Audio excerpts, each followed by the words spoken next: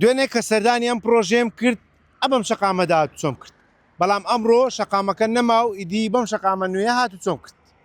ئێرە پرۆژەی دووسایدی هەولێر گۆمەسپانە کە درێژەکەی 16 کیلۆمەترە و لە 4/6/2025 بەردی بناغیدانرا و کاتی تەواوکردنی پرۆژەکەش کۆتایی ساڵی 2026 بوو. بەڵام من قسەم لەگەڵ ئەمیر ئەحمەد ئەندازیار یاخود بەڕێوەبەری پرۆژەکانی ڕێگاوبان لە کۆمپانیای من گروپ کرد ئەو باسی لەوە کرد لە چەند ڕۆژی ڕابردوو 3 کیلۆمەتری شەقامەکە کرایەوە و ئەم ڕۆژ بوو بە 4 کیلۆمەتر و بەیانیش دەبێت بە 5 کیلۆمەتر و سەرەتای هەفتەی داهاتوو دەبێت بە 10 کیلۆمەتر تاوەکو ناوەڕاستی مانگی 11 ئیدی شەقامی لای چەپ کە لە کەس نەزانەوە بۆ گۆمەسپان دەڕۆی بە تەواوی دەکرێتەوە.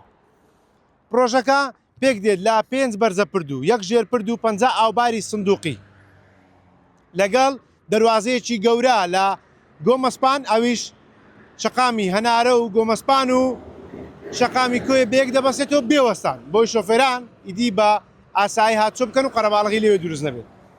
شەقامەکە لە ئێستادا کارکردن تێیدا بەردەوامە لەگەڵ تەواوبوونیشی 16 کیلۆمەتر لە هەولێرەوە بۆ گۆمەسپان بە تەواوی دەبێتە دوو ساید و هەر سایدێکیشی 11.75 متر پانە لە سێ هێڵی سەرەکیش پێک دێت لەگەڵ تەواوبوونی هێماکان و ئەندازەی هاتوچۆی تەواو بۆ ئەنجام دەدرێت. پەرژینیش لەو شوێنانەی کە پێویستە دادەندرێت. ئەمیر ئەحمەد باسیشی لەوە کرد کە پرۆژەکە تەواو بوو ئیدی شۆفێران دەتوان بە خێرای 100 کیلۆمەتر لە کاتژمێرێکدا بەسەر شەقامەکەدا چۆ بکەن و ئیدی بە ئاسانی لە هەولێرەوە دەگەیتە دەربەندی گۆمەسپان.